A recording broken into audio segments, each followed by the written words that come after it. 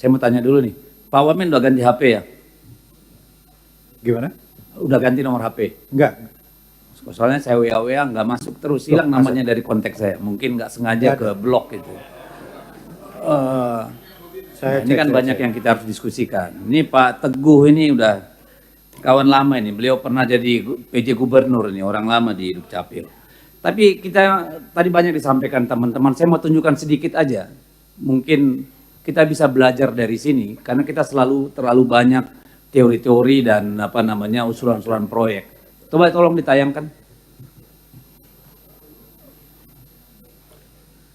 Triliun buat bikin eKTP, ada chipnya, ada biometriknya, tapi fungsinya apa sampai hari ini? Di fotokopi. Sementara Malaysia pakai kartu yang sama, namanya MyCard, tapi buat ngatur subsidi BBM. Rakyat Malaysia tinggal tap MyCard di pom bensin, sistemnya langsung cek identitas, ngecek kuotanya, dan kasih harga subsidinya otomatis. RON 95 harganya cuma 1,99 ringgit per liter, sekitar 7.200. Nggak perlu antri, nggak perlu surat keterangan, nggak perlu aplikasi, nggak perlu fotokopi KTP, nggak perlu daftar. Sistemnya simple, MyCard masuk ke reader, connect ke database pemerintah, verifikasi dalam hitungan detik. Tiap warga dapat kuota 200 liter per bulan. Kalau kita lewat kuotanya, kita bayar harga biasa. Gak ada yang bisa menyalahgunakan. Bahkan kalau ketahuan curang, kuota kalian di MyCard itu langsung diblokir. Gak bisa ngisi BBM subsidi lagi. Buat kendaraan logistik di Malaysia, mereka punya fleet card, kuota diesel digital per perusahaan. Hasilnya pemerintah Malaysia hemat 600 juta ringgit per bulan. Penjualan diesel bersubsidi turun 30%. Penyelundupan langsung kedeteksi. Sekarang kita balik ke Indonesia, iKTP kita itu punya chip NFC, punya data biometrik. Teknologinya sama kayak MyCard di Malaysia, tapi kita pakai buat apa? Fotokopi buat buka rekening, fotokopi buat daftar SIM, fotokopi buat daftar BPJS. Padahal chipnya bisa dipakai langsung loh itu loh. 12,4 juta rakyat Malaysia udah pakai sistem ini dalam hitungan bulan. Indonesia, kita udah punya eKTP dari 2011, 15 tahun, dan chipnya belum dipakai buat apa-apa yang meaningful. Masalahnya ini bukan teknologi. Teknologinya tuh udah ada di situ di KTP kita semua. Masalahnya ini political will aja, dan itu yang harus kita tuntut sebagai masyarakat.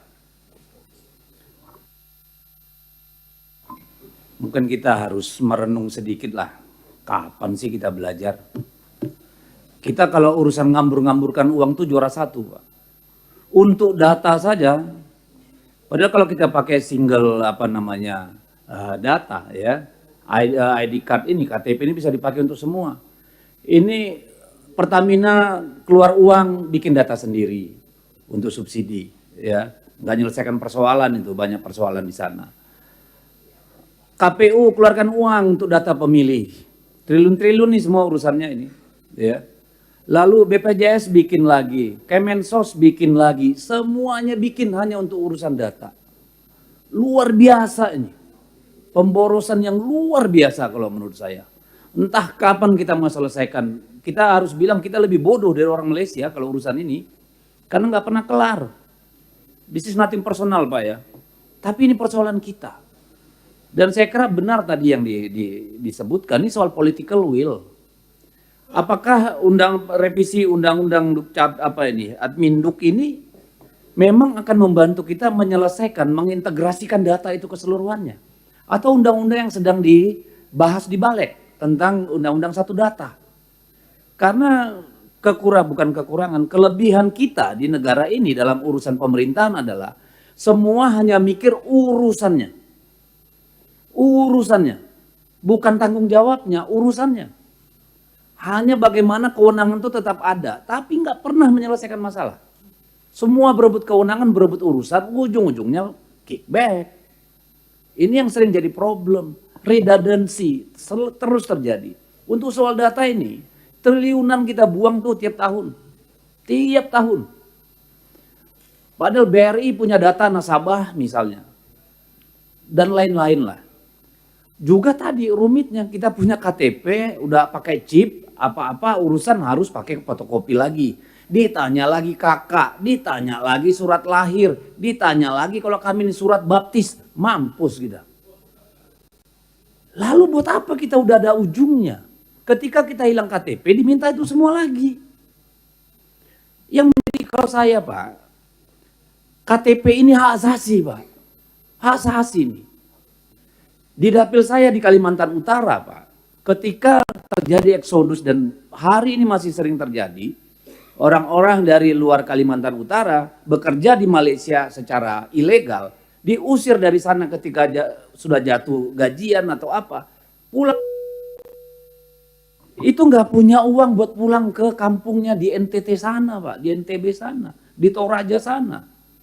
Ketika dia mau ngurus KTP, karena pasti paspor dan KTP-nya disita oleh pemberi kerja di Malaysia, dia ditanya, mana kakakmu, mana fotokopi KTP, mana ini itu.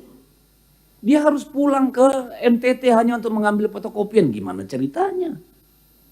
Gimana ceritanya untuk makan aja nggak ada. Sekarang mereka terkapar di perkebunan-perkebunan di daerah sana. Digaji di bawah UMR, Pak. Nggak punya BPJS, nggak punya apa-apa. Makanya saya bilang itu hak asasi KTP itu. Ini dulu Pak Teguh ini berkali-kali bantu saya itu dengan belangko KTP. Saya harus sendiri beli komputer untuk cetak, kasih ke kantor kecamatan, kantor desa. Ini kan urusannya negara. This is very basic government services. Kenapa jadi begini beribet gitu loh menurut saya. Setiap kali mau pemilu ada yang nggak terdaftar, ada yang nggak dapat undangan. Triliunan dibuang buat pendataan pemilih. Nah ini kan problem kita Pak. Sepanjang belum ada sinkronisasi data, Presiden harus bilang, hey semua kalian berhenti nih bikin data. Kasih Adminduk. Yang lain nggak usah. Adminduk silakan koordinasikan pendataan. Misalnya kalau ditunjuk Kemendagri misalnya sebagai gatekeeper urusan big data ini. Tapi harus ada dan kita harus segera selesaikan. Jadi sinkronisasi data ini sangat penting sekali Pak. Tadi sudah disampaikan oleh semua. Yang kedua keamanan data Pak.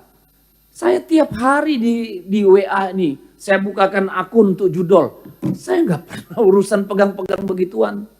Kenapa data saya bisa jebol? Sehari paling tidak 50 WA dan telepon. Nawarin emas, nawarin saham, nawarin ini itu. Gimana keamanan data kita ini? Siapa yang harusnya bertanggung jawab? Masa kita terus diganggu hal yang seperti ini? Ini problem Pak. Apakah yang salah di Adminduk? Apakah yang salah banknya? Apakah yang salah yang lain? Kita nggak pernah tahu. Siapa yang tanggung jawab beresin ini? Lalu kemudian itu tadi kemudahan urusan. Tolonglah Pak. Misalnya Aceh kemarin. Kalau kita nggak tolong, semua barangnya hanyut. Mulai dari surat lahir, ya kartu keluarga, segala macam. Kalau nggak dibantu, bayangkan tuh kalau nggak bukan bencana Pak. Orang yang kehilangan rumahnya terbakar misalnya. Berbulan-bulan belum tentu kelar tuh urusan. Ini karena bencana aja mungkin kita cepat mencari. Harusnya pun dimanapun kita, KTP kita hilang, datang kantor kelurahan, ya sebutkan nikmu, selesai Pak, langsung cetak. Kenapa urusan sekecil ini ribetnya minta ampun setelah hampir 80 tahun kita merdeka? Ini bagaimana memudahkan urusan Pak? Kalau kita sudah punya big data, orang datang ngurus KTP, masa dimintain kakak lagi fotokopi kakak? Lah gua punya KTP itu apa? Masih dimintai fotokopi KTP? Kan aneh. Surat lahir, surat baptis masih diminta.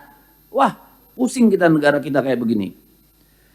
Nah tadi yang terakhir efisiensi dan efektivitas. Ayolah gimana kita buat urusan yang paling sederhana nih dari kerja pemerintah. Memastikan rakyatnya punya identitas. Gimana itu efisien, gimana itu efektif Pak. Itu yang kita mau. Kalau ini sudah efisien efektif, nggak ada tuh scam bank. Ya orang nelpon kirim sana, kirim itu. Karena apa? Orang mau bikin nomor telepon sudah wajib ada KTP. Nggak bisa dibohong. Nggak ada pemerasan, nggak ada ancaman. Bisa terjadi begitu saja. Nggak bisa rekening bank double-double ke sana kemari. Nggak bisa nipu, bikin kartu kredit. Karena semua sudah tersentralisasi gitu Pak. Nah jadi saya tahu ini tugas negara Pak. Bukan hanya tanggung jawab pribadi dari bapak-bapak berdua ini. Tapi tolong inisiasinya dari sana. Tolong disinkronkan ini dengan RUU satu data yang sedang dibahas ya. Digagas di balik itu Pak. Gimana membuat kita urusannya ini maju Pak satu langkah Pak. Jangan nanti ini akhir tahun KPU dibentuk. Tahun berikutnya yang mereka lakukan mengusulkan anggaran 2 triliun untuk identifikasi pemilih. Wah, nggak tahu saya kalau begitu terus nggak habis-habis, Pak. Jadi tolonglah, mungkin ini ranahnya ratas, Pak, kalau menurut saya. Pak Kemendagri sampaikan pada Presiden, supaya sinkron ini semua, Pak. Supaya kita nggak terus-menerus jatuh ke lubang yang sama, menyusahkan semua orang, dan anggaran kita betul-betul efektif.